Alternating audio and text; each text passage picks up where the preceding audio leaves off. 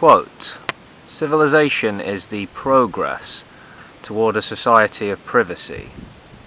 The savage's whole existence is public, ruled by the laws of his tribe. Civilization is the process of setting men free from men." End quote. But could it not be argued that our high-tech society, our fly-on-the-wall society, and the modern obsession with social media and the internet generally are making the modern industrial world a place where less and less privacy is possible? Is it easier now than, say, 30 years ago to spy on an individual or group of individuals? I would say yes. Civilization does not necessarily mean a progress towards privacy.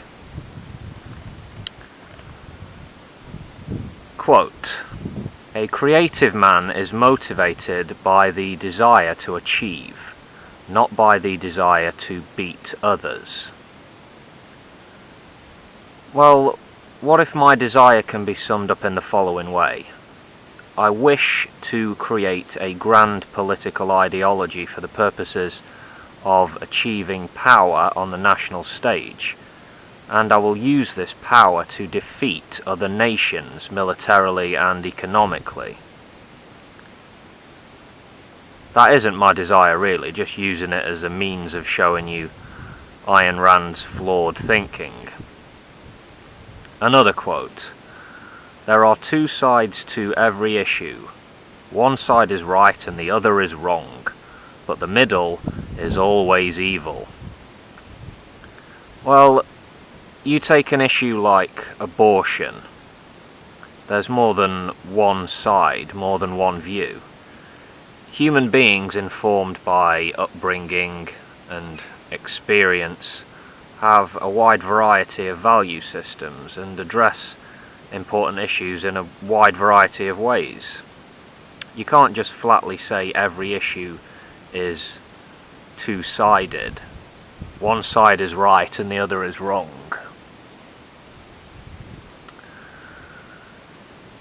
With some disputes or issues, it's not as straightforward as right versus wrong in the moral sense. The world is not as black and white as Rand clearly thought it was.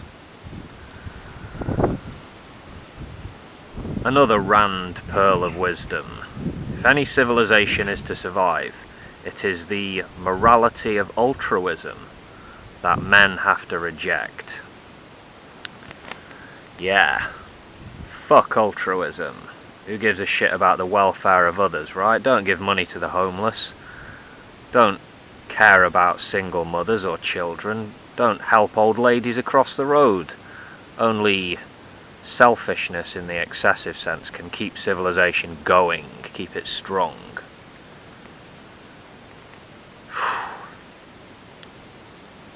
What is greatness? I will answer, says Ayn Rand. It is the capacity to live by the three fundamental values of John Galt: reason, purpose, self-esteem.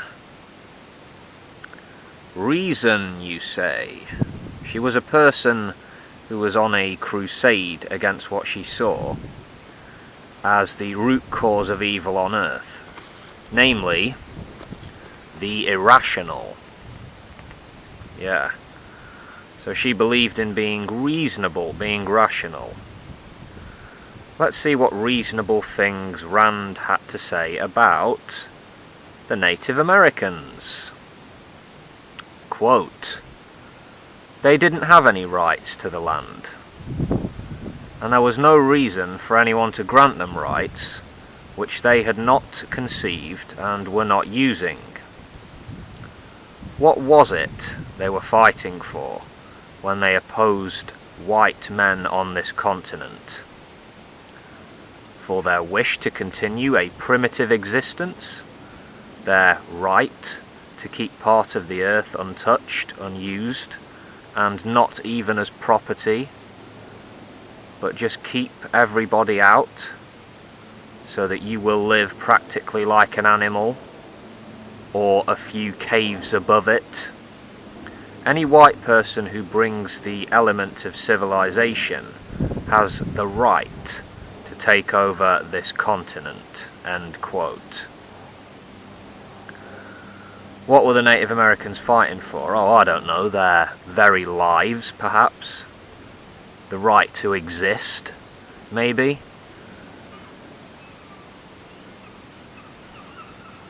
Ayn Rand. This isn't reasonable or rational, this is reprehensible.